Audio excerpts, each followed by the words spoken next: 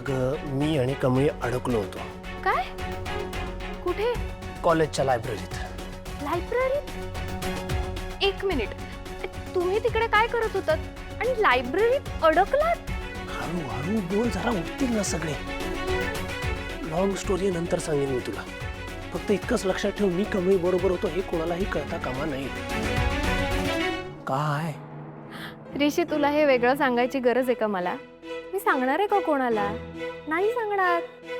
बरं तू जा आधी रूम मध्ये, तुला इथे आईने बघितलं ना तर वाट लागेल. जा. तेच ते. आई कुठे आहे? काय सांगू तुला, रात्रभर इकडे बसलेल्या तुझी वाट बघत. आत्ता पहाटे गेल्यात रूम मध्ये. जा आधी. थँक्यू, तू मला सांभाळून घेतलंस. थँक्यू. काय करणार, तुझ्यासाठी आणि कमळीसाठी करावंच लागेल.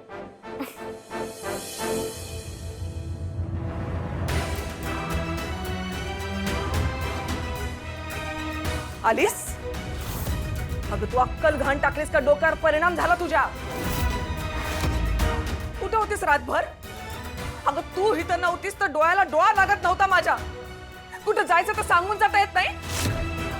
कमळे, तुला म्हणलं होतं ना सरू काकी तुझी वाट बघत बसलेली. बरी आहेस ना? असं पोरीनं रातच्याला एकटं दुखतं बाहेर फिरायचं नसतंय ग.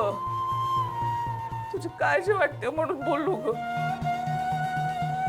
आणि आजकालचा जमाना काय चांगला राहिला वय ग. परत असं करू नको बाय. तू नव्हतीस ना तर जीव खालीवर चालतं ग माझं.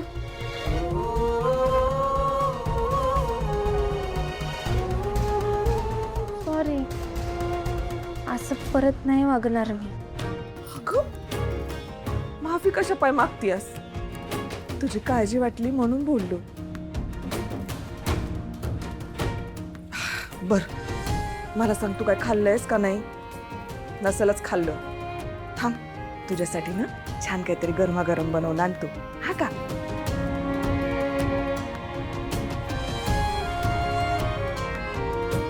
काय ग, काय झालं? अगं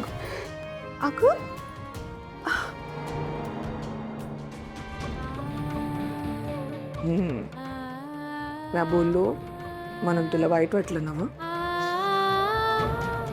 नाही, तुम्ही मला ओरडा, मला बोला, हक्क दाखवा माझ्यावर. पाहिजे तर मला मारा, खरं मला आता सोडून जाऊ नका. हा, तुला कशा पाय सोडून जाईन मी? अगं तूच तर मला माझ्या कमळीकडे नेणार ना?